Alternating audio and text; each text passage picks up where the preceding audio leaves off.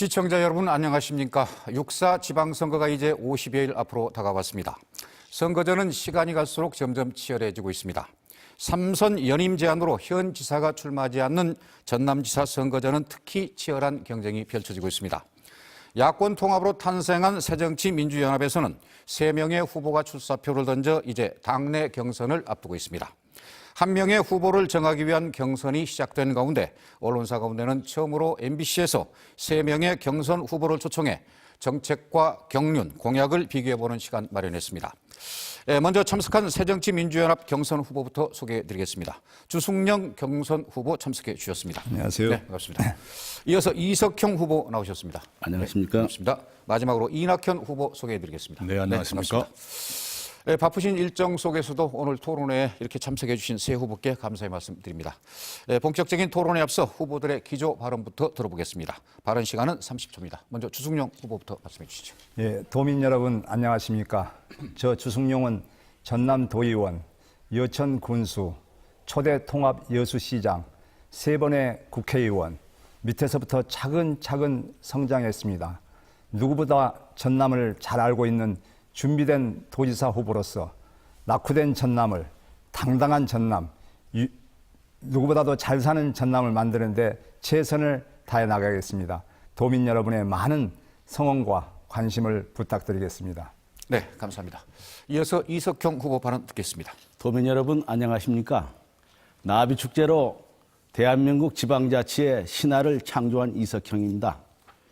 단식투쟁을 통해서 지방자치를 쟁취하셨던 김대중 대통령님께서도 한평에 오셔서 허벌판의 나비축제장을 보시고 대한민국 지방자치의 신화라고 평가해 주셨습니다. 이번 지방선거는 도민과 함께 부대끼면서 지방자치의 신화를 창조한 후보냐, 그동안 정치권에서 기득권을 누려왔던 정치인을 뽑느냐 하는 선거입니다. 저 이석형이는 성공한 노하우가 있습니다. 전남의 운명을 바꾸겠습니다. 네, 이어서 이낙연 후보 말씀해 주십시오. 존경하는 도민 여러분, 이낙연입니다. 저는 김대중 대통령님의 권유로 정치를 시작했습니다. 그동안 4선 국회의원으로서 국정의 거의 모든 분야를 경험했습니다. 특히 구민주당의 원내대표, 통합민주당의 사무총장, 국회 농수산위원장으로 활동했습니다. 저는 가난하게 성장했습니다. 그러나 도덕적으로 부끄럽지 않게 살아왔습니다. 원칙과 소신을 저버린 적도 없고 당을 바꾼 적도 없습니다. 저의 모든 것을 전남에 바치려 합니다. 기회를 주시기 바랍니다. 네, 다음은 주도권 토론으로 들어가겠습니다. 오늘 토론회는 후보들의 평소 소신과 신념이 어떠한지를 진솔하게 알아보기 위해서 공통 질문보다는 주도권 토론에 더 주안점을 두었습니다. 주도권 토론의 규칙을 간단히 설명드리면 사회자의 지명을 받은 후보가 다른 후보에게 30초 이내에 질문을 던집니다. 질문받은 후보는 1분에 걸쳐서 답변을 하고 답변이 끝나면 주도권을 가진 후보가 30초에 걸쳐 재질문 또는 반론을 할 수 있습니다. 다시 답변권을 가진 후보는 30초에 걸쳐 반론을 하시면 되겠습니다. 답변 시간은 무대 앞쪽에 있는 스톱워치에 의해서 통제됩니다. 답변 시간 10초 전에 시간이 깜빡거리고 제한 시간 이후 10초가 지나면 자동적으로 마이크가 꺼지게 되겠습니다. 경선의 룰이 중요하듯이 공정한 토론을 위해서 토론의 룰 또한 지켜주시면 감사하겠습니다. 그러면 지역 경제 분야 주도권 토론부터 시작하겠습니다. 사전 추첨에 따라서 먼저 주승용 후보가 이석형 후보에게 30초 질문하시겠습니다. 예, 지금 전남은 17개 시도 중에서 가장 낙후되고 가장 가난합니다. 재정자립도가 최하이고 인구는 계속 감소하고 있고 노인 비율은 계속 증가하고 있습니다. 10년 전에 우리 전라남도 부채가 2천억에서 지금 1조 3천억까지 늘었습니다. 전남의 주된 산업인 농업이나 수산업은 정부로부터 가장 천대받고 있는 그런 산업이 되었습니다. 자, 우리 그럼 앞으로 전남을 어떻게 발전시켜야 될 것인가? 우리 이석형 후보의 답변입니다. 네, 이석형 후보 1분 내 답변해 주시기 바랍니다. 저 같은 경우는 전남이 일단은 방향을 잘못 잡았기 때문에 이러한 어떤 부채를 많이 짊어지게 됐다. 먼저 이 전제를 깔고 가장 저는 우선해야 되는 것은 우리 전남이 농도의 자존심을 좀 되찾았으면 합니다. 이 농업이 1차 산업에 머물지 않고 2차, 3차, 6차 산업으로 전환을 하면 저는 1억 5천의 중국에 부자가 있는 우리 가까이에 있기 때문에 부가가치를 창출해낼 수 있다. 그리고 우리 전남에는 2,600개의 섬이 있지만은 이 섬들이 지금 어떻게 보면 방치되어 있지만은 이 섬 하나하나의 스토리텔링을 만들고 세계 문화유산 유네스코에 등록을 하고 해양 레저 이런 어떤 휴양 기능을 거기에 인프라를 구축한다면 지금의 중국의 관광객이 제주도가 아닌 다시 우리 전남으로 올 것이다. 또 지리산의 뭐 힐링 캠프라든가 이런 많은 컨텐츠를 가지고 있습니다. 그래서 우리 전남이 아껴놓은 땅으로 만들어내겠습니다. 네. 추승용 후보님 다시 30초 동안 반론해 주시죠. 우리 전남은 천혜의 아름다운 자연 환경을 가지고 있습니다.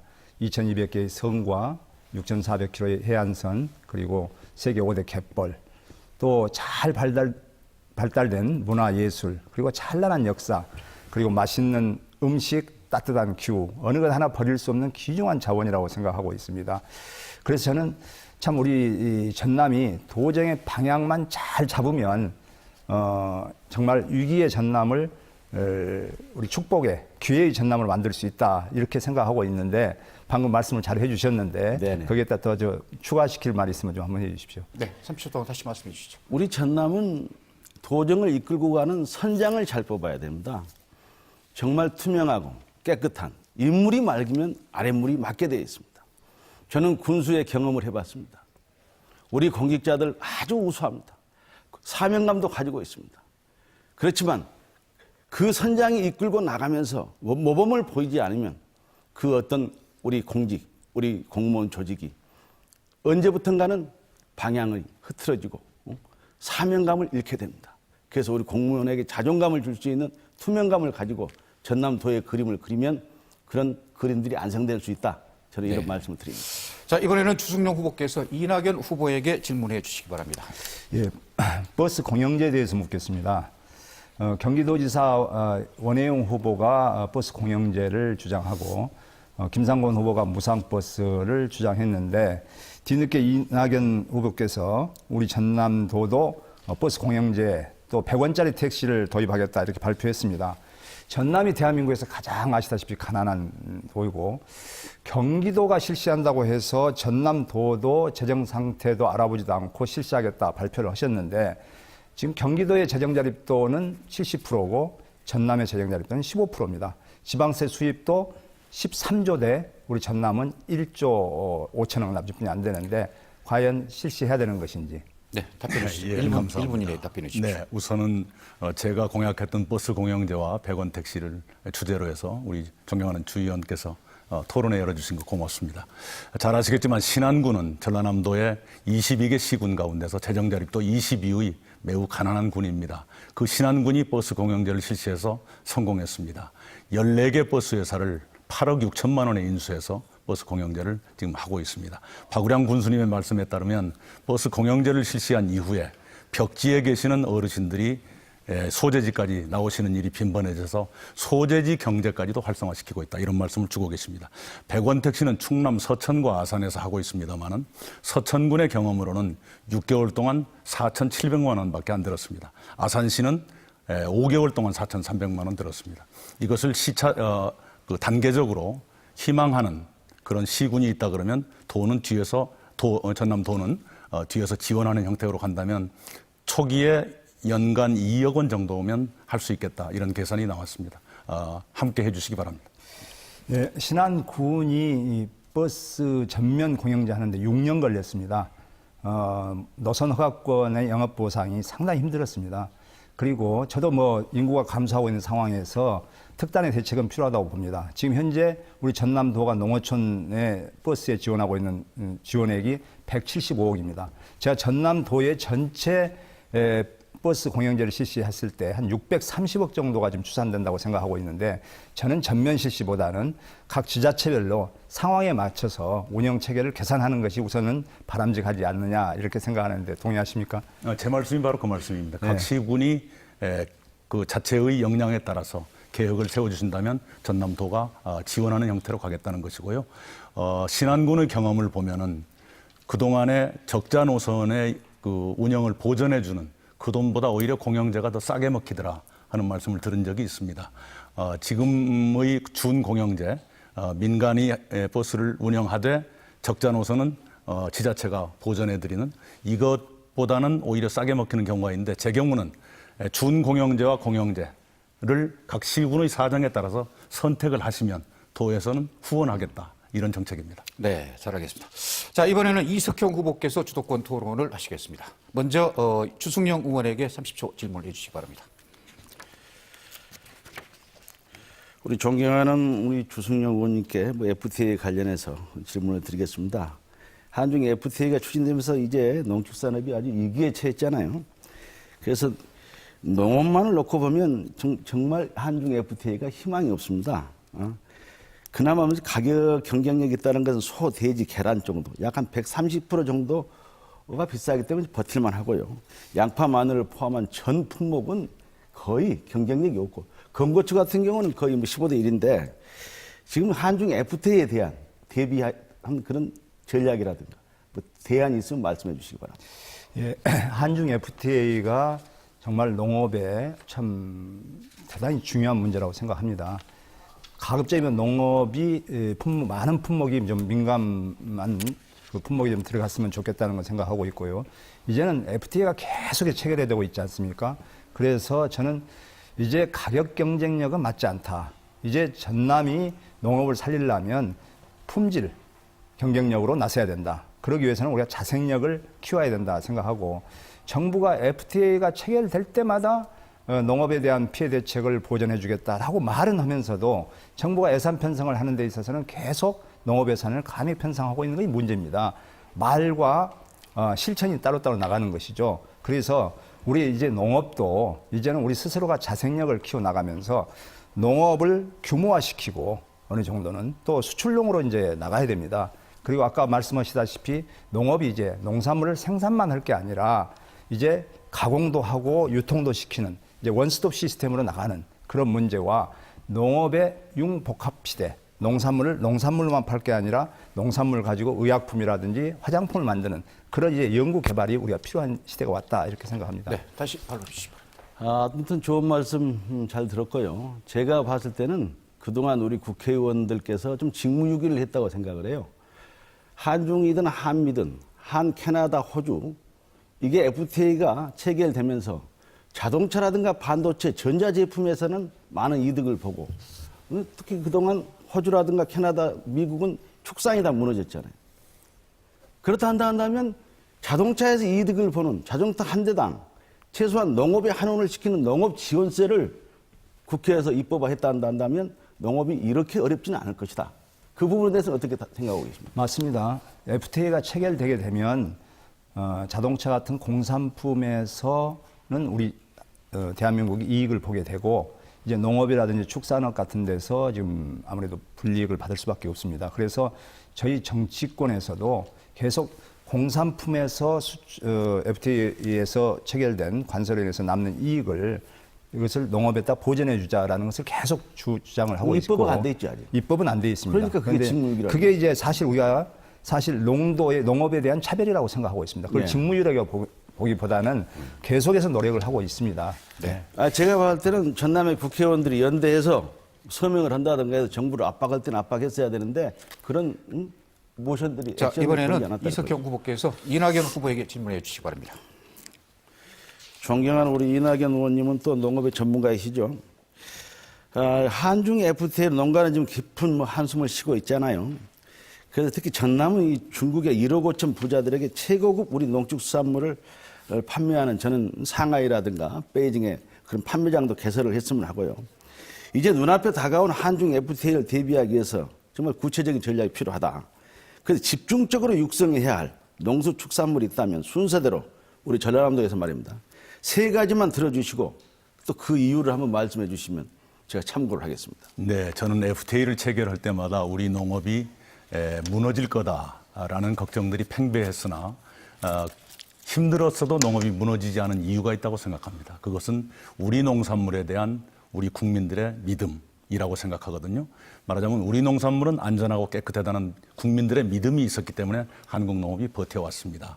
그런 점에서 우리 전라남도가 추구해왔던 친환경 농업, 안전 농산물을 생산하는 그 농업을 더욱더 내실 있게, 그래서 중국 소비자들, 국내 소비자들의 신뢰를 얻도록 해야 된다.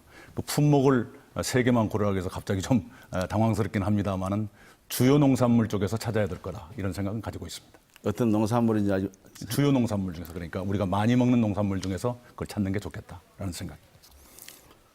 다시 반론 안 하시겠습니까? 이번에는 뭐 고양새에 대해서 한번 또 말씀을 드리려고 그래요. 2012년도 그때 TV 토론에서 고양새가 불가능하다, 현실성이 없는 정책이다 그렇게 말씀하셨잖아요. 근데 일본에서 2007년 참의원 선거 공약에 나온 바가 있고 2009년도부터 고양새가 실시가 됐잖아요. 지금도 고양새가 현실성이 없는 정책이라고 생각하시는지, 그때는 또 왜 그렇게 말씀하시는지 묻고 싶습니다. 예. 현실성이 없다기보다는 국회에서 논의되다가 채택이 안 됐다 하는 네. 그 말씀을 드렸지요. 그 안 된 이유 중에 하나는 이겁니다. 우선은 출양 인사가 2세, 3세로 가면서 점점 그 옅어지는 그런 경향이 있고요.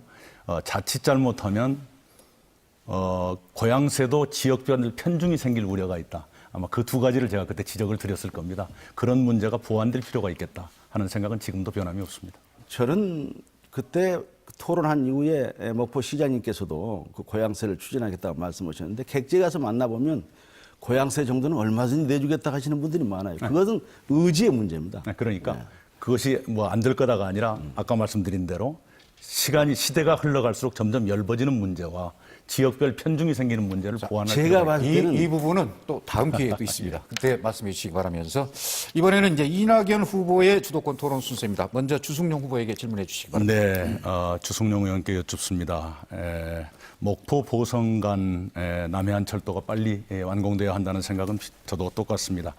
그런데 주 의원께서 국토교통위원장으로 일하신 지난 2년 동안 예산이 1년에 2억 정도밖에 책정이 안 됐습니다. 그 2억은 공사비가 아니라 공사장 유지관리비 정도였는데요. 말하자면 공사비는 한 푼도 예산이 반영 안 됐다 하는 건데 국토교통위원장으로서 어떻게 해서 예산 한 푼도 못 받아오셨는지 그리고 국회에서는 그렇게 하시면서 왜 지역에 와서는 요즘에 와서 추진위원회 만드시고 이렇게 막 뭘 하시는 게 아무리 봐도 선거용 같이 보였는데 그건 어떻게 생각하시는지요? 예, 남해안 고속철도는 아시다시피 우리 전남에 가장 시급하게 추진돼야 될 사업이라고 생각합니다.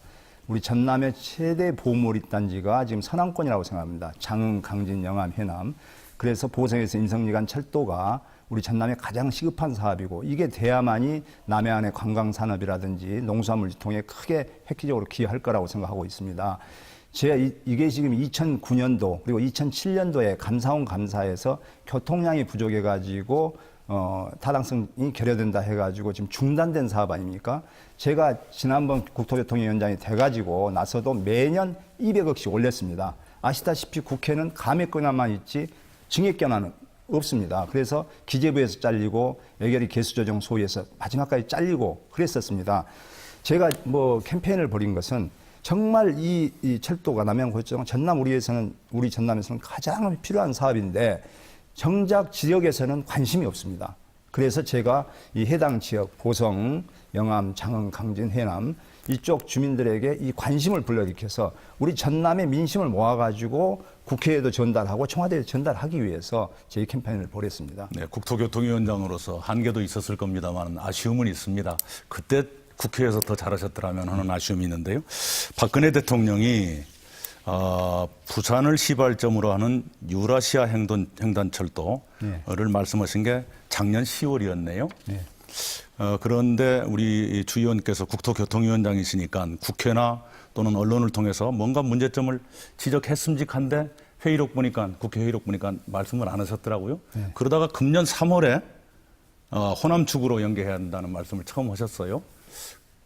교통위원장 하실 적에 국회에서 말씀을 하시지 그랬어요. 네, 원래 이게 2006년도에 철도 기본망 계획에는 우리 유라시아 철도가 부산에서 신의주로 거쳐서 TCR, TSR로 연결된 게 아니고 이 목포에서도 충청도를 거쳐서 나진으로 하는 X차 축이 되어 있었습니다. 되어 있었는데 최근에 들어와서 이제 부산항과 이 광양항의 투포트 시스템도 지금 정권의 어떤 홀대로 호남 차별로 인해 가지고 없어지고 이 X차 쪽의 어떤 교통망이 이제 부산에서 바로 신의주로 해서 유럽 철도로 연결되는 그런 정책의 변화가 있었기 때문에 발표가 있었기 때문에 이번에 제가 지정한 것이고 당초에는 X자 축으로 돼 있었습니다. 네. 작년 10월에도요? 예. 네. 잘 알겠습니다. 이번에는 이낙연 후보께서 이석형 후보에게 질문해 주시기 바랍니다.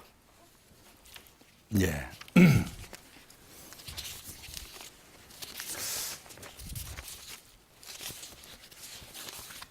이번에 그 이석형 후보님의 공약이 굉장히 파격적인 게 많던데요. 한 가지 여쭙겠습니다.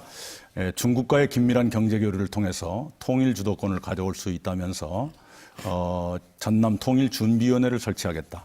남북 통일 시 화폐 통합을 위해서 전남이 남북한 및 중국 3자 간의 화폐 교환 비율을 조정하겠다 했는데 화폐 교환 비율을 왜 중국을 끼워야 하는지 하는 것하고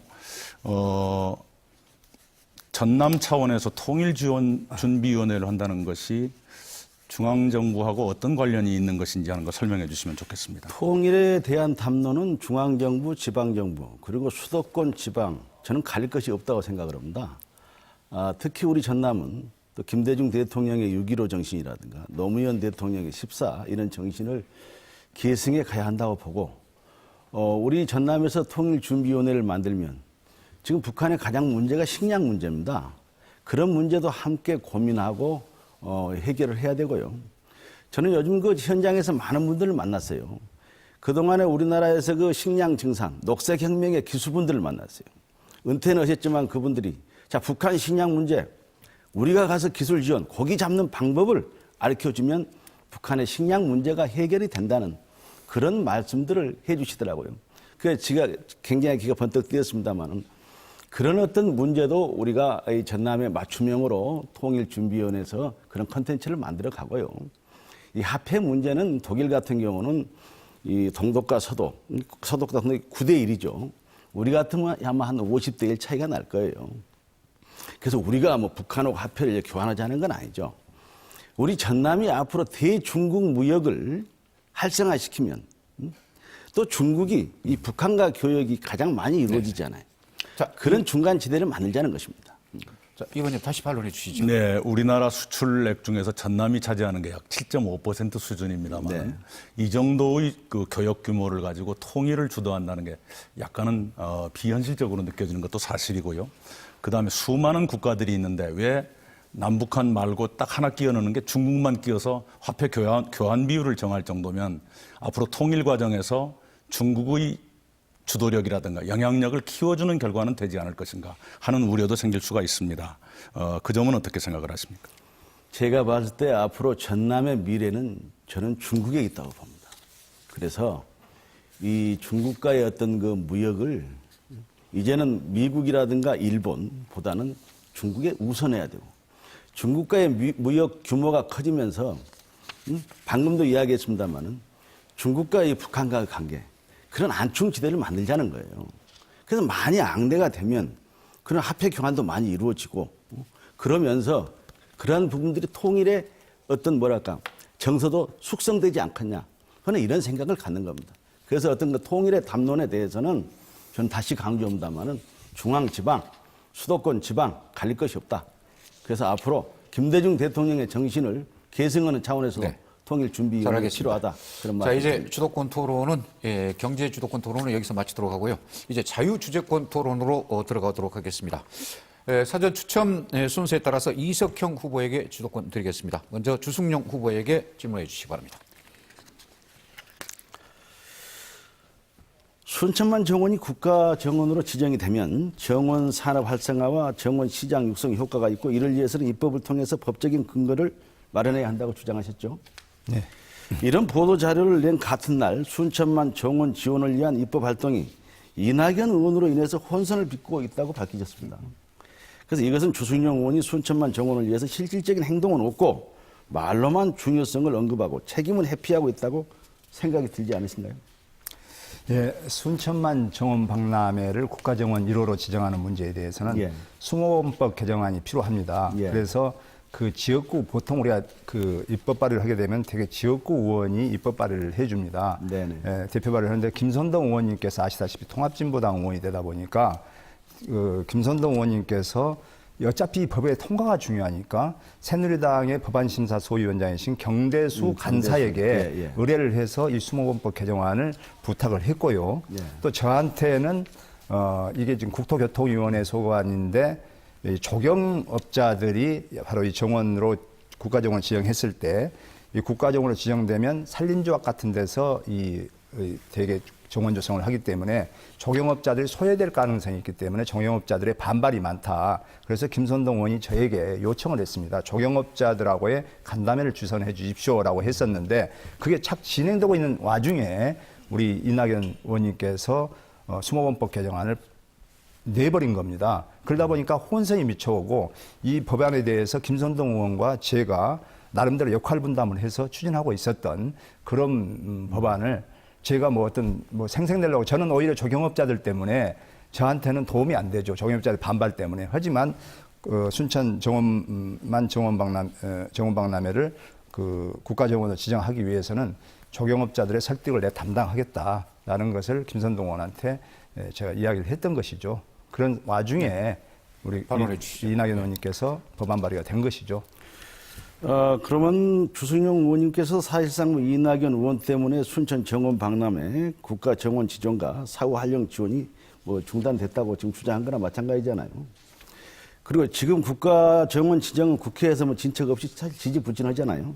그 다른 방법을 찾아야 하는 것으로 보는데요. 도지사를 출마하신 국회의원으로서 제가 봤을 때는 상당히 이런 중요한 순천 정원 박람회에 대해서도 좀 소홀한 또 직무유기를 한 점은 없는지 말씀해 주시기 아닙니다. 바랍니다. 2월 달에 발의가 되어 있기 때문에 그 뒤에 이낙연 의원이 발의하고 그 뒤에 경대수 의원님이 또 발의를 했습니다. 예. 2월 달에 발의가 됐기 때문에 이번 4월 국회에서 농림수산위원회에서 심의가 시작될 것입니다. 예. 될 것이고요. 또 제가 직접 경대수 의원을 찾아가서 경대수 의원에게 그런 다소의 혼란이 있었던 점에 대해서 제 잘못은 아닙니다만은 사과하고 그리고 경대수 의원님께서 좀 적극 나서서 이 법안을 4월 달에 좀 처리해 주십사 하는 그런 부탁의 말씀도 꼭 드렸습니다. 그렇게 해 주시길 바랍니다. 예, 알겠습니다. 자, 이번에는 이낙연 후보에게 질문해 주시기 바랍니다. 우리 존경하는 이낙연 후보님께도 또 똑같은 질문입니다. 이 순천 지역 김선동 의원께서 새누리당 경대수 의원과 함께 여야 합의로 순천만 정원 박람회 국가 정원 지정과 사후 활용 지원을 위한 법안 처리를 하려고 했으나 이낙연 후보께서 갑자기 여당을 배제한 야당으로만 법안을 발의했다고 했어요. 그 이에 발끈한 경대수 의원이 여야 합의 처리 발의를 중단해서 법안 처리가 불투명해졌다고 김선동 의원이 주장을 했습니다. 제가 신문에서 봤습니다만은 이렇게 지방선거를 앞두고 지역 발전에 도움이 되지는 못할 망정 갈등을 일으켜서 핵심 사업이 차질을 빚게 한 이유가 무엇인지 우리 이낙연 후보님 답변해 주시기 바랍니다. 좋은 질문 고맙습니다. 저는 아시다시피 2008년부터 2010년까지 국회 농수산위원장으로 일했습니다. 그 2년 때문에 산림청하고도 지금도 업무 협조를 잘하는 편인데요. 작년 10월에 이미 산림청과 그 문제에 대한 협의를 했습니다. 저희 보좌진과 산림청 직원이 주고받은 이메일이 그때 날짜로 찍혀 있는 것이 있습니다.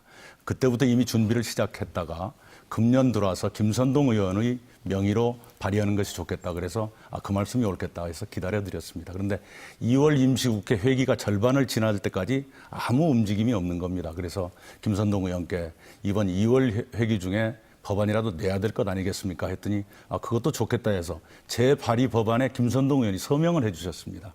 공동 발의자의 김선동 의원 성함이 올라가 계시고요.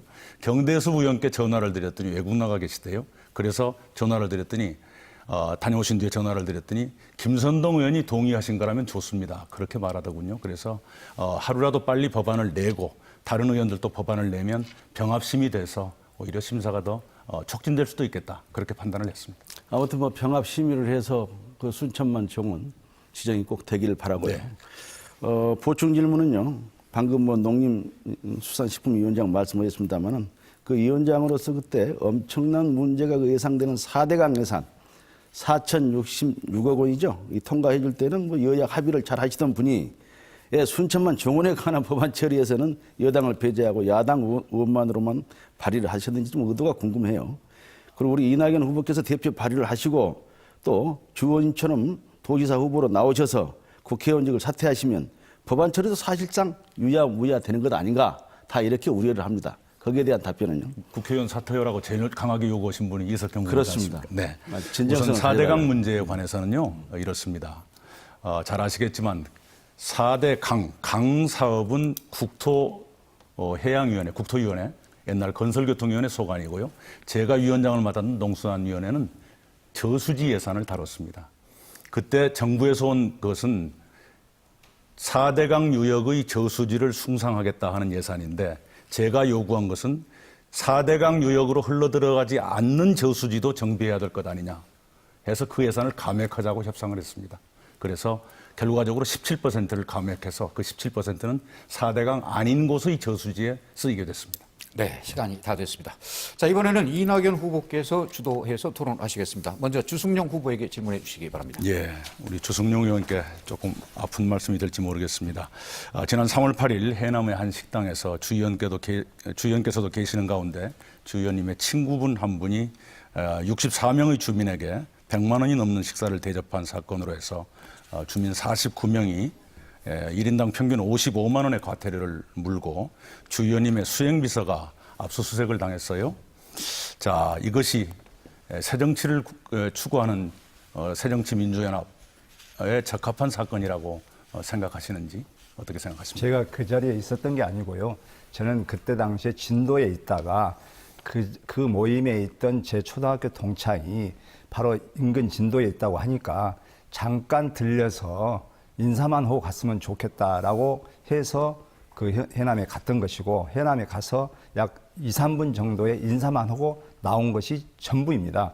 그 이상도 없고 그 이하도 없고, 또 그 자리에는 해남 군수 후보도 왔다 가셨고, 또 그 자리에는 해남 군의원 후보들도 앉아 계셨었습니다. 저는 가서 인사만 하고 나온 것입니다. 그런데 사실 제가 수행비서가 뭐 핸드폰을 뺏어갔다는데, 그것은 수행비서하고 계속 진도에 있을 동안에 그 친구하고 전화가 아마 됐는 모양입니다. 그것이 무슨 연관성이 있는가라는 것을 따지기 위해서 아마 핸드폰은 가져간 것으로 저는 그렇게 알고 있습니다. 네, 그것은 수사를 해봐야 나올 것 같고요. 그 친구분이 서울에 사신다면서요? 예, 해남에 서울에 사시는 분이 일부러 고향에 내려와서 60명 이상의 사람들을 모아서 지지를 유도하는 발언을 하고 하는데 몰랐다, 우연히 가게 됐다는 말씀. 제 지지를 유도한 발언이 아니고요. 그 해남 항산면 재경 향후회장을 했던 분입니다. 역임했던 분이고, 지난번 선거에서 지방원에 출마도 했던 사람이기 때문에 그분이 내려오셔가지고, 물론 뭐 저가 그 선거에 도움이 되도록 해주기 위해서 한 것은 저도 압니다. 그런 모임이 있었으니까 모임에 잠깐 후보가 들렸다 갔으면 좋겠다. 그래서 저는 들렸던 것입니다. 아마 그런 경우를 이 후보님도 아마 경험을 했으라고 봅니다. 제가 뭐 돈을 냈겠습니까? 그 해남이 더군다나 김용록 의원이 나와 계신 지역이고, 또 아무래도 취약한 지역인데 제가 거기서 밥값을 내겠습니까? 또 거기 계신 분들이 당원이겠습니까? 뭐 대의원이겠습니까? 지지유도를 하는 것은 저의 말이 아니라 보도에 그렇게 나와 있습니다. 후보들이 다니다 보면 뭐 5명만 모이면 무조건 찾아가서 인사드릴 수밖에 없는 것이 후보의 입장 아니겠습니까? 이 질문은 여기서 시간이 또 다 됐습니다. 다음은 이낙연 후보께서 이석형 후보에게 질문해 주시기 바랍니다. 예, 이런 공약을 하셨습니다. 순천에 가셔서 사교육비 없는 수준 높은 전원형 교육도시로 만들겠다. 주입식 교육에서 벗어나 전문성을 갖는 체계적인 교육이 이루어지도록 하겠다, 이렇게 말씀을 하셨는데요. 사교육비 없는 수준 높은 전원형 교육도시란 게 어떤 뜻인지 잘 모르겠는데, 그렇게 되면은 순천에는 학원이 다 없어지는 겁니까? 과외가 다 없어지는 겁니까? 이건 어떤 뜻인지요? 이런 뭐 사교육비가 없는 이런 교육, 그리고 주입식 갖는 뭐 체계적 교육, 제가 봤을 때는 앞으로 이 지방자치단체들이 상당히 이 교육의 문제, 특히 순천은 교육의 도시 아닙니까? 더군다나 이 교육에 대해서 많은 이제 관심을 갖고 거기에 이제 예산 투입이 되고 하는데, 특히 뭐 사교육비 없는 이런 어떤 교육이라고 하는 것은 제가 봤을 때는 상당히 그 독일 모델이죠. 독일 뭐 학교에서는 폭력도 없고 사교육비도 없고 입시 지옥도 없고 하는 이런 모델들인데, 제가 봤을 때는 전남이 어떤 가장 예부로부터 유입 인구를 견인하기 위해서는 사실 이 교육에, 또 과거 순천고등학교라든가 이런 고등학교 명문학교 아니었습니까? 그래서 그런 어떤 방향을 제시했고, 뭐 주입식을 갖는 뭐 체계적 교육, 뭐 정원 얘기 나왔습니다만은 참 순천 같은 경우는 정원 박람회를 통해서 전 국민들이 굉장히 아주 매력 있는 그런 도시로 평가를 하거든요. 그래서 그런 순천 정원도 앞으로 생태학습 교육과 연계를 시켜서 그런 어떤 뭡니까 상승 효과를 내자는 그런 어떤 구체적인 공약을 제시한 것 같습니다. 다시 한번 여쭙습니다. 사교육비 없는 전원형 교육도시를 만들겠다. 구체적으로 어떤 겁니까? 그러니까 사교육이 아예 없는 도시가 되는 겁니까? 제가 봤을 때는 이제 그러한 부분들이 하루 아침에 다 되는 건 아니겠죠. 상당히 순천의 어떤 그 교육계에 계신 분들을 만나서 얘기를 해보면 순천은 다시 교육 도시로 부활을 해야 된다. 그리고 상당히 교육에 관심 있는 어떤 동부권의 많은 젊은 주부들도 이 순천에서 상당히 아들, 딸의 어떤 교육을 시키기는 시켜야 되는데 옛날 그런 어떤 그 명문 학교들이 없다 보니까 거기에서 플러스해서 이 사교육비까지 줄여주면 좋겠다 하는 의견들을 현장에서 많이 들었어요. 그래서 그런 공약을 제시했습니다만은 앞으로 그런 공약에 대해서 디테일 부분에 대해서는 더 정리를 해서 다음 발표 때 또 말씀드리겠습니다. 네, 이제 추승용 후보께서 주도권 토론하실 순서입니다. 먼저 이석형 후보에게 질문해 주시기 바랍니다. 예, 이석형 후보는 행정 경험만 있고 정치 경험이 없어요. 네. 예, 이낙연 후보는 중앙정치 경험만 있고 또 행정 경험이 없어요. 예, 저는 행정 경험도 있고 중앙정치 경험도 있습니다. 저는 광역 도지사는 행정 경험과 정치력을 겸비하는 것이 맞다. 저는 이렇게 생각하는데 우리 이 후보 생각 어떻습니까? 제가 봤을 때 제가 군수 뭐 삼선 이런 어떤 스펙만 가지고 얘기를 한다면 저를 너무 모르지 않냐. 저는 대한민국 지방자치의 제가 아이콘으로서 삼성이라든가 청와대를 비롯해서 제가 지금까지 특강만 한 것도 300회가 넘습니다. 그리고 이 정치력이라고 하는 것은 저는 진정성에서 나온다고 보거든요. 아마 제가 이 나비 브랜드는 이 두 후보님, 더군다나 국회의원 다선 의원들이십니다만은 전국적으로 아마 인지도 조사를 해도 제가 아마 뒤지지는 않을 거라고 생각을 해요. 그런 인지도 브랜드. 그리고 요즘 중앙부처에 가면 장차관들이 다 50대입니다. 그래서 그런 분들과 일정 네트워크가 되기 때문에 그런 어떤 중앙정치의 경험이 없어도 얼마든지 극복할 수 있다. 단지 옛날 한평에서 나비의 어떤 그 프로젝트 그림을 그렸듯이 전남에서 어떤 그림을 그려내느냐. 여기에 따라서 중앙에 예산이 오고 하는 것이지 그런 몇 선의 국회의원의 경력 이것이 꼭 중요하진 않다고 생각합니다. 아무래도 그 재정 자립도가 열악한 시군에서 중앙에 또 찾아가야 할 일도 많고 또 국회에 찾아가야 할 일도 많습니다. 아무래도 좀 아는 분이 많으면 더 유력하고 또 중앙 정부에서 하는 방법도 많이 알게 되고 그렇기 때문에 중앙 정치의 경험도 필요하다고 생각합니다. 그렇죠, 그렇죠. 예, 그리고 또 우리 이제 이낙연 의원님한테 뭐 해당이 됩니다만은 지난번에 이낙연 의원님께서 어느 방송 인터뷰에서 행정은 행정부지사가 하면 된다. 그래 그 말은 도지사는 행정 경험 없어도 된다. 내지는 행정 경험이 오히려 걸림돌이 된다. 뭐 이런 말 뜻으로 저는 들리는데 우리 이 후보의 생각 어떻습니까? 제가 봤을 때 물론 도지사 정도 된다 하면 군 조직으로 말하면 군사령관 정도입니다. 시장 군수가 예야 사단장이고 그래서 그 항고조처럼 이 조직을 거느리는 게 나는 그 지혜를 배워야 한다고 생각을 하거든요. 그리고 행정 경험이라든가 이러한 것은 절대적으로 필요하다고 보죠. 그리고 거기에 또 뭐 정치적인 것도 중요하고요. 아무튼 저는 나비군수를 하면서 호남권 최초의 나비곤충 엑스포를 치러낼 때도 군비 169억이 투입하고 나머지 1,300억 정도 예산을 전부 중앙에서 제가 끌어왔습니다. 한 푼도 저는 부채를 내본 적이 없습니다. 네, 지금 뭐 전남 F1 같은 답변 여기서 부채로 마치도록 빚지 하겠습니다. 않습니까? 그래서 다음에는 자신... 저 추승용 후보께서 이낙연 후보에게 질문해 주시기 바랍니다. 예, 이 후보에게 묻겠습니다. 최근 그 박지원 대표 도지사 출마 설이 나돌자 이낙연 의원님 원색적으로 좀 비난하셨어요. 예, 말 바꾸기를 한다, 뭐 거짓말을 한다, 심지어 노욕이라는 단어까지 썼습니다. 박 전 대표는 어떻게 보면 이 후보님이 좋아하시는 그 동교동의 한 식구 아니겠습니까? 예, 특히 박 전 대표님은 우리 당의 어떤 대여 투쟁의 선봉장이시고 어떻게 보면 호남 정치의 버팀목이라고 생각합니다. 박지원 의원에게 큰 정치 하시라고 주장하셨는데 오히려 제가 생각하기에는 선수가 더 많은 사선의 이낙연 의원님이 도지사 안 하시고 큰 정치 하시는 게 맞지 않습니까?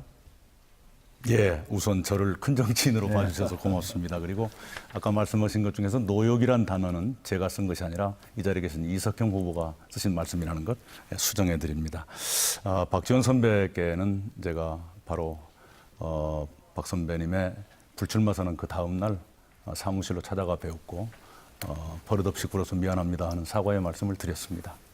제가 30년 동안 형님 동생으로 지냈는데 정치는 짧아도 인생은 길다고 생각합니다. 다시 그런 다정한 형제 관계로 돌아가길 희망하고 있습니다. 사과가 무슨 얼마나 잘 받아들이게 됐겠습니까? 거기다가 그 뒤에 또 전남 도의원들이 박지원 의원 도지사 출마 반대 기자회견을 했어요. 15분인가 했는데 그중에 지역구 의원이 10분인가 그랬는데 10분 중에 8분이 또 우리 이 후보님 지역구의 도의원들이었어요. 저는 이게 소위 이런 관행이 줄 세우기 관행 아닌가. 참 이런 것 때문에 지방선거 공천 없애자라는 말이 들리지 않는가라는 생각을 하는데 동의하십니까? 그때 그 일은 제가 반대했습니다. 제가 줄 세우기를 한다면 오히려 하라 했을 겁니다만은 그건 제가 분명히 반대했습니다.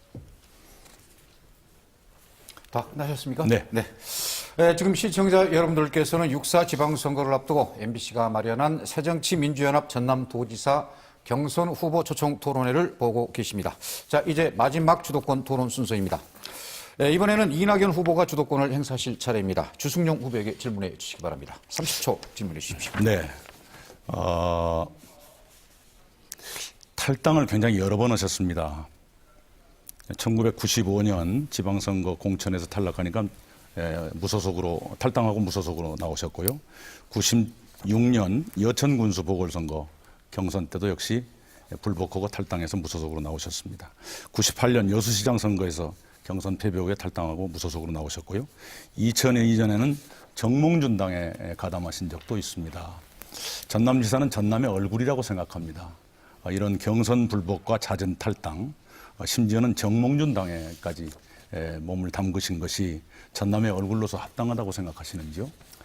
저는 탈당하고 입당은 했습니다만은 다른 당으로 옮겨가지는 않았습니다. 저는 어차피 탈당을 하고 억울함을 주민들한테 직접 심판받기 위해서는 탈당을 할 수밖에 없었던 그런 불가피성이 있었다는 것을 좀 이해해 주시고요. 과거에는 지금도 모르겠습니다만 밀실공천 그리고 불공정 경선이 횡행했었습니다. 그렇기 때문에 지금 무공천 문제가 나오는 거 아니겠습니까? 저는 출마를 하기 위해서는 어차피 탈당을 할 수밖에 없었고 또 탈당해서 세 번 다 도의원, 군수, 시장 세 번 다 압도적인 표차로 주민들의 심판을 받아서 당선이 됐습니다. 저는 그것을 자랑스럽게 생각하지 탈당이 된 것에 대해서 어떤 부담을 느끼지 않고 있습니다. 정몽준 후보의 당에 그때는 제가 야인이었습니다. 2002년도에 그때는 그의 형님이신 정몽구 현대그룹 회장님이 우리 여수 세계박람회 유치위원장을 하시고 계셨습니다. 그래가지고 제가 놀고 있기 때문에 그 당시 시장을 떨어지고 놀고 있기 때문에 오셔가지고 그 본인을 좀 도와달라 선거에 그래서 제 정몽구 현대당 회장이 우리 세계박람회 유치위원장이기 때문에 개인적으로 좀 우리 여수 세계박람회에 도움이 될 것이다. 또 본인도 많이 축구협회 회장으로서 전 세계를 돌면서 여수 박람회 유치에 도움을 주겠다라고 해서 개인적으로 도와드린 적이 있습니다. 반론해 주시기 바랍니다. 네.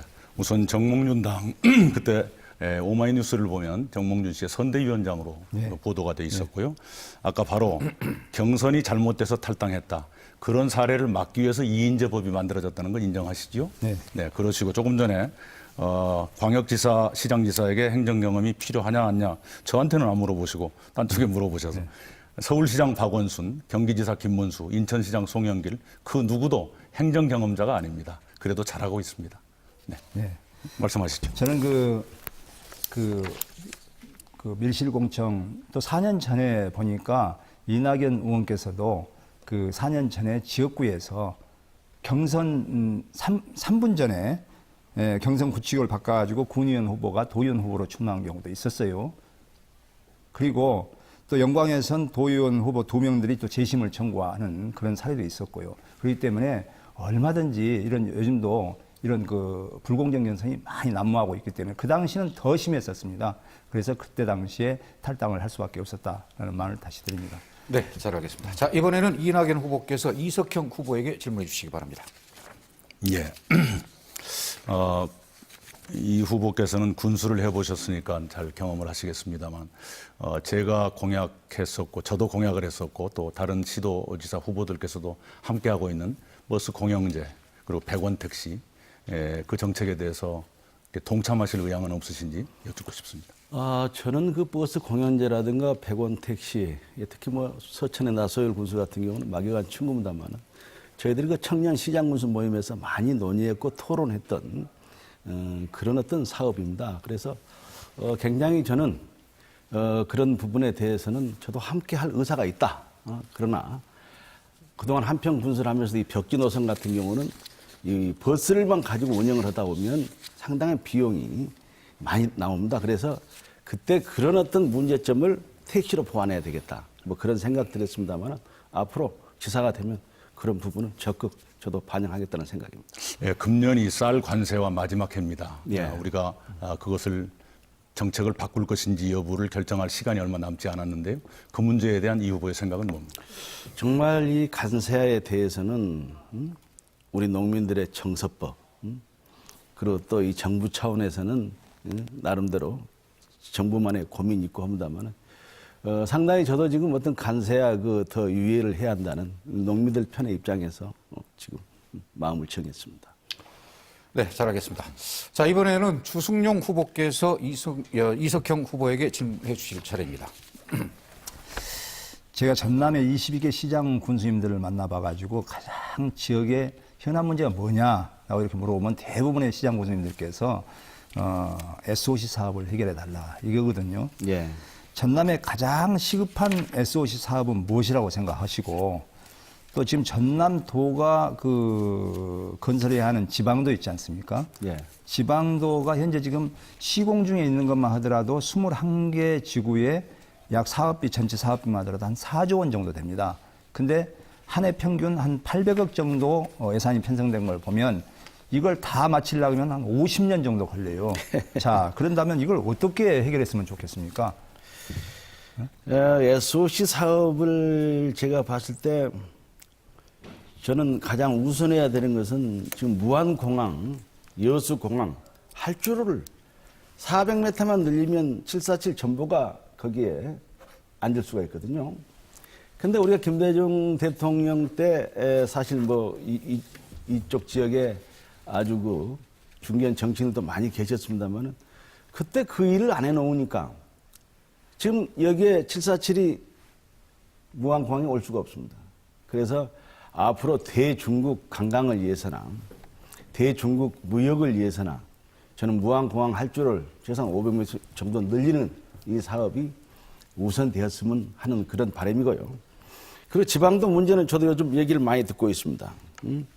지금 뭐 현 지사님께서 지방도를 그냥 발주헌이라고 바쁘시다는 얘기도 들었습니다만 사실 앞으로 지방도 이런 문제, 이 토목 사업에 대해서는 정말 어디가 꼭 해야 할 도로인가를 우선순위를 정해서 네, 수진님 선택하면 반론해 저는 주시죠. 해결된다고. 시공적인 것은 맞춰야 될 거 아닙니까? 예, 시공적인 건 맡아야죠. 시공적인 맞춰야 되고 또 무안공이라든지 여수공항 같은 경우는 호남 고속철도라든지 전라선 KTX가 들어오다 보니까 수요가 아주 그냥 급감되다 보니까 그런 와중에서 또 할주를 연장해 주라는 것은 중앙정부에서 받아들이기가 어려운 부탁이고요.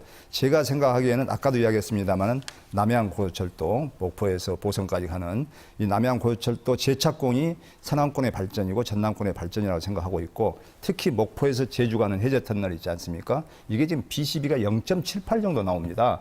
그래서 이게 지금 호남에서는 가장 그래도 사업 타당성이 높은 사업이기 때문에 이게 돼야지 전남 발전이 있다. 이렇게 생각했는데 그게 동의하십니까? 저는 이 무안공항에 대해 소신이 변함이 없는 게 우리는 앞으로 중국으로 나가야 됩니다. 네.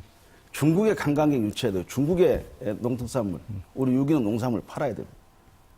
그렇다 한다면 대규모 관광객 유치하기 위해서는 747 전보가 무안공항에 안내할 수 있는 그런 할줄을 만들어야 한다는 것이죠. 이 무안공항에 활성화하는 그렇죠. 방법인데요. 네. 네, 알겠습니다. 자, 이번에는 이낙연 후보에게 질문해 주시기 바랍니다. 이낙연 의원님 18대 때 국회의원 선거 때 선거 공약이 23개였습니다. 18대 때. 그중에 완료한 것이 6개. 그래서 18대 공약 이행률이 64%. 이거 언론사 평가입니다. 예, 제가 뭐 순위는 말씀드리지 않겠습니다.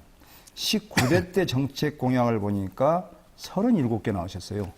저는 19대 때 공약을 5개밖에 안 했습니다. 예, 도지사 출마 준비를 의원 당선되자마자 해오셨는데, 자, 그럼 이 37개 공약 어떻게 되는 거죠? 안 지켜도 되는 것입니까? 아니면 빌공짜 공약을 하신 겁니까? 예, 의욕이 좀 넘쳐서 공약을 많이 했다는 생각이 듭니다. 그러나 노력은 계속했고요. 특히 19대는 뜻하지 않게 중간에 임기를 마치게 돼서 공약을 이행하지 못하는 걸 유권자들께 매우 송구스럽게 생각합니다. 예, 담양의 그 개발 촉진지구로 지정하겠다. 이거 무안이 지정됐죠. 한우 특구로 지정하겠다. 또 한평에 무안 문화예술회관 건립하겠다. 영광에 원자력 우학원 유치하겠다. 장성에 국립심혈관센터 유치하겠다. 이런 것 사실 대단히 우리 전남으로 봐서 예. 또 지역구로 봐서 대단히 중요한 사업이고 그렇습니다. 네. 꼭 우리가 유치를 해줘야 되는데 네. 오히려 이걸 더 유치하는 게 더 바람직하지 않겠습니까? 예, 도지사가 돼서 계속 노력하겠습니다. 질문 끝났습니까? 네. 네, 알겠습니다. 자, 이제 마지막으로 이석형 후보께서 주도권 토론할 차례입니다. 주승용 후보에게 질문해 주시기 바랍니다. 전남 지역은 그동안에 도민을 볼모로 한 민주당의 독점 정치가 지방자치 20년이 넘도록 지속되었죠. 특히 국회의원들은 시장군수 도의원 기초의원을 줄 세우기로 했고 사실 하인 다루듯이 다뤘지 않습니까? 그래서 돈으로 공천을 사고 파는 행태가 간행화되었었습니다. 이러한 정치 행태에 대한 실망한 도민들이 새로운 정치를 열망한 거고요. 그래서 새 정치에 대한 기대는 이런 낡은 정치에 대한 분노에서 출발되었다고 생각하고 10여 년 넘게 국회의원직을 누리셨던 우리 주승용 후보의 생각은 어떻습니까? 예, 저는 뭐 지방 의원서부터 시작해서 도의원 5년, 군수시장 6년, 또 이제 국회의원 10년 이렇게 해서 지방 의원과 행정자치단체장 그리고 국회의원 이렇게 다 연임을 했습니다. 그렇기 때문에 제가 국회의원이 되어가지고 지방 의원들이나 시장군수 뭐 공천이라든지 뭐 줄 세우기를 한 것은 전혀 없습니다. 오히려 더 편안하게 하고 제가 그런 일을 당해봤기 때문에 오히려 정말 민주적인 절차에 의해서 선출을 했고요. 새 정치라는 것은 저는 그렇습니다. 요즘 지금 문제가 되고 있습니다만은 정말 약속을 지키는 정치, 그리고 국민들에게 신뢰를 주는 정치, 그리고 국민들과 좀 소통하는 정치. 저는 이게 그래서 저는 시장 군수 때도 현장을 많이 돌아다니면서 현장에서 주민들과 부대끼면서 거기에서 문제를 찾고 거기에서 해답을 찾았습니다. 그러면서 정말 지금 국민들이 정치권을 불신하는 이유가 저는 그 국민의 눈높이에 맞추지 못하는 정말 맨날 발목만 잡는 그런 모습을 보여주는 것. 그래서 저는 정책과 대안을 제시하는 그런 정당으로 가고 그런 정치를 해줘야지 국민들에게 신뢰받는 정치가 될 것이다. 이렇게 생각하고 있습니다. 아무튼 그러나 제가 볼 때는 그 여수 뭐 시장을 비롯한 도의원, 기초의원 전체 뭐 낙마하는 그런 아픔도 있었고 해서 그 부분은 뭐 더 이상 묻지는 않겠습니다만 또 하나 묻는 것은 박준영 지사님을 만났는데 우리 전라남도 민주당 국회의원들이 너무 도정에 협조를 않는다. 그래서 탄소 거래소가 부산으로 빼앗겼다.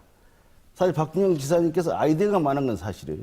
가장 먼저 중앙정부에 건의를 했는데 부산권의 국회의원들이 연대를 해가지고 거래소를 부산으로 가져가 버렸다 이거예요. 그래서 그동안에 우리 전남의 민주당 국회의원들은 본인들의 기득권 유지에만 혈안이 돼 있었지 전남 발전과는 좀 아랑곳 없었지 않냐. 그 부분에 대해서 어떻게 생각하십니까? 예, 이제 지사님이 그렇게 말씀을 하셨는가 모르겠습니다만은 좋습니다. 어쨌든 정치권과 지역의 도지사가 서로 이렇게 유기적인 협조가 대단히 중요하다고 생각합니다. 그렇죠. 네. 물론 저는 그것도 사안별로 이렇게 어떤 협의체를 저는 앞으로 도지사가 되면 협의체를 구성해서 이 모든 문제에 대해서 서로 논의를 하겠습니다. 그래야지 F1 같은 그런 것이 발생하지 않는다. 저는 이렇게 생각을 하고 있고요. 탄소 거래소 같은 문제도 사실 부산이 일찌감치 준비를 해온 겁니다.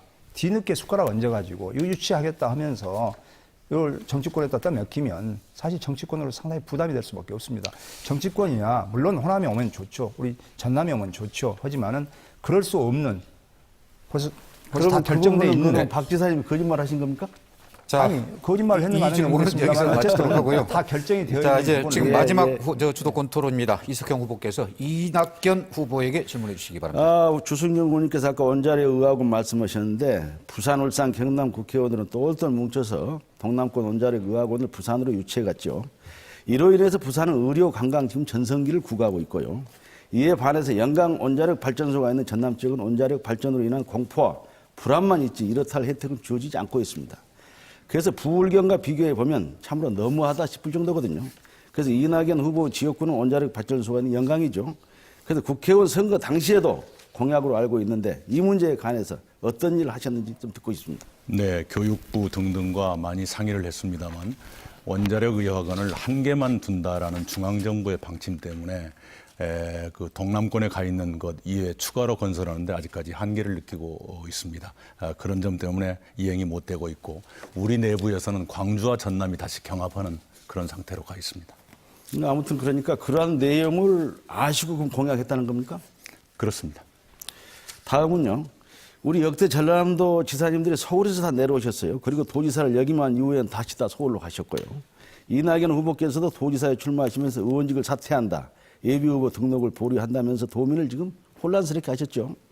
그래서 서울 강남에 집부터 좀 정리를 하고 도민 곁으로 돌아오는 저는 진정성을 보여야 한다고 생각하는데 어떻게 생각하십니까? 네, 필요하면 언제든지 팔겠습니다. 아, 그러실랍니까? 네. 또 이게 도민들의 혼란만 가중시키는 거 아닙니까? 집 팔고 안 팔고가 무슨 그런 혼란을 드리겠습니까? 그런 일은 없을 겁니다. 꼭 그렇게 해주시기 바랍니다. 네, 감사합니다. 하여튼 세 분 이 주도권 토론 예리한 질문에 아주 또 답변을 아주 온화하게 하시는 모습이 참 보기 좋은 것 같습니다. 자, 주도권 토론은 이 정도에서 마치고 공통 질문 드리도록 하겠습니다. 현 박준영 도지사에 대한 평가를 어떻게 하시는지 먼저 말씀해 주시기 바랍니다. 박 지사의 정책 가운데 가장 잘된 부분과 그렇지 못한 부분을 각각 하나씩 선택하신 뒤에 이유를 설명해 주시고 향후 도지사가 된다면 나는 어떻게 할 것인가, 어떻게 개선할 것인가를 밝혀주시면 되겠습니다. 먼저 이석형 후보께서 답변해 주시기 바랍니다. 1분입니다. 저는 박준영 도지사님이 친환경 농업에 물꼬를 트신 점에 대해서는 잘하셨다고 생각합니다. 그러나 친환경 농업이 너무 양의 위주로 가다 보니까 이 질에 있어서 문제가 생겨서 소비자와 어떤 신뢰 관계가 깨졌다. 그래서 이제 친환경 농업이 유기농업으로 전환을 서둘러야 한다고 보고요. 그다음 F1 문제는 하도 많이 논란이 됐으니까 말씀 안 드리겠습니다. 저는 박준영 지사님의 인사 행태에 대해서 말씀을 드리고자 합니다. 퇴임 2개월을 놔두고도 인사를 단행한 걸 봤습니다. 저도 뭐 기자회견을 했습니다만 저는 2009년 연말, 2010년 연초 최소한 퇴임 6개월 전에 인사를 동결시키고 나왔습니다. 우리 공직자들의 정말 자존심이고 도민의 자존심입니다. 인사를 잘못하면 이건 내란죄보다 더 큰 죄라는 것을 알아야 됩니다. 그래서 저는 지사가 되면 정말 투명한, 공정한, 열심히 일한 사람이 대우받는 그런 공직자 풍토를 만들어내겠다는 말씀을 드립니다. 네, 잘하겠습니다. 자, 이번에는 이낙연 후보 답변해 주시기 바랍니다. 네, 역시 잘하신 것은 친환경 농업의 확산 보급이라고 생각합니다. 이미 전국 친환경 농업 농가 수에서는 46%, 인증 면적에서는 52% 이상을 전남이 차지하고 있습니다. 이것은 이미 전남의 브랜드가 됐습니다. 다만 너무 외형 위주의 확대에 치중하다 보니까 내실에서 다소간의 문제가 생기고 있다는 점은 지적하지 않을 수가 없습니다. 내실에서의 문제가 생기면 소비자의 신뢰가 손상될 수가 있습니다. 이것은 전남 친환경 농업의 지속 발전을 위해서도 꼭 내실화로 방향을 전환해야 될 때가 됐다. 이런 뜻이 되겠습니다. 제일 잘못하신 것은 역시 F1입니다. 이미 누적 적자가 1,900억이고 이걸 어떻게 처리할 것인가도 문제지만 4,200억을 들인 저 경기장을 어떻게 할 것인가 하는 어마어마한 짐을 우리 전남도에 남기신 것은 매우 유감스러운 일입니다. 제가 지사가 되면 원점에서부터 재검토해서 최적의 결론을 내서 곧바로 시행에 들어가겠다. 이런 정책을 가지고 있습니다. 네, 자 이번에 주승용 후보께서 답변해 주십시오. 저도 뭐 비슷한 답변일 것 같습니다. 우리 잘하신 부분은 전남 농도의 특성을 살려서 친환경 농업을 하신 것이 도정의 방향을 잡은 것이 잘했다라고 생각하고, 하지만 친환경 농업을 하다 보니까 농산물 생산량이 줄어들고, 생산량이 줄어들면 그 가격을 더 받아야 될 건데, 제대로 된 가격을 받아야 될 것인데 가격을 제대로 받지 못하고 너무나 양적 팽창에만 이렇게 치우치다 보니까 질적 성장을 하지 못했다. 오히려 국민들에게 친환경 농업을 한다 해가지고 불신감을 조장하는 것 아닌가, 이런 생각이 좀 들고 있고요. 잘못된 부분은 뭐 F1이죠. 두말할 것도 없죠. 전남을 돌아다니면서 심지어 영암분들도 F1에 대해서는 잘못됐다라고 이야기를 하십니다. 저는 그 F1 대회가 타당성 조사 없이 그냥 밀어붙이기에 급급해서 정말 1조 원 가까운 예산을 재장을 투입해서 낭비를 한 부분이 앞으로 전남도지사에게 엄청난 재정 압박을 가져올 것이다, 이렇게 생각하고, 도지사가 되게 되면 이에 대한 그 비공개되고 있는 계약서를 보고 나서 계속 지속할 것인가, 아니면 새로운 또 서킷 활용 방안을 만들어 보도록 그렇게 하겠습니다. 열띤 토론이 계속되다 보니까 벌써 어느덧 마칠 시간이 됐습니다. 자, 미진한 답변이나 혹시 유권자들에게 하실 말씀이 있으시다면 30초 정도 시간을 더 드리겠습니다. 먼저 주승용 후보부터 말씀해 주시죠. 예, 이제 지방자치 24년이 됐습니다. 이제는 지방의원 출신이, 그리고 시장 군수 출신이 도지사도 되고 이제는 대통령도 되는 그런 시대가 저는 왔다라고 생각합니다. 저 주승용은 공천만 받으면 무조건 당선되는 이 지역에서 무소속으로 도의원, 군수, 시장을 했습니다. 저는 앞으로도 정말 현장에서 지역 주민들과 부대끼면서 전남 도정을 풀어나가는 현장의 도지사가 되는 것이 꿈입니다. 도민 여러분의 많은 성원과 관심을 부탁드리겠습니다. 네, 이어서 이석경 후보 말씀해 주십시오. 도민 여러분, 오늘 토론 잘 보셨겠죠? 저는 창조적인 리더십을 가지고 있고 또 청렴한 리더십을 가지고 있습니다. 군수 12년 한 번도 구설수에 올라본 적이 없습니다. 우리 전남이 가지고 있는 자산은 창조적인 리더십으로 바꿔내고, 우리 전남의 모든 공직자들 청렴한 리더십으로 함께하면 우리 전남의 이 잠재력이 그야말로 아껴놓은 땅이 매력적인 전남으로 바뀔 것입니다. 네. 이 젊은 도지사와 함께, 후보와 함께 전남의 운명을 바꿔나가자는 말씀으로 마무리를 하겠습니다. 네, 이어서 이낙현 후보 말씀해 주십시오. 예. 저는 가난한 농사꾼의 7남매 중 장남으로 태어났습니다. 배를 골아가면서 매우 어렵게 학교를 다녔습니다. 저는 어려운 사람들의 처지를 잘 압니다. 어려운 사람들과 함께 우리 전남의 장남으로서 전남을 다시 활기 있고 매력 있고, 그리고 더욱더 건강한 전남으로 만들도록 하겠습니다. 더 큰 전남으로 만드는데 저의 모든 것을 바치겠습니다. 네, 오늘 바쁘신 가운데 토론에 참석해 주신 세 분 후보께 다시 한번 감사의 말씀드립니다. 정말 멋진, 공정하고 멋진 깨끗한 선거해 주시기 다시 한번 당부드리겠습니다. 오늘 와주셔서 감사합니다. 감사합니다. 네, 지금까지 열띤 토론 잘 보셨습니까? 정책을 제시하고 공방을 펼치는 과정에서 새로운 대안을 모색하는 노력도 볼 수 있었습니다. 6.4 지방선거는 전남의 미래를 위한 매우 중요한 선택의 시간입니다. 인구는 갈수록 줄고 노령화는 급속히 진행되는 전남의 현실을 극복해 나갈 새로운 리더십을 선출하는 행사입니다. 올바른 선택을 위해 출마자들의 노력도 중요하지만 더욱 중요한 것은 유권자 여러분들의 적극적인 참여입니다. MBC가 여러분들의 선택을 돕겠다는 말씀을 드리면서 새정치민주연합 전남지사 경선 후보 초청 토론회를 여기서 모두 마치겠습니다. 대단히 감사합니다.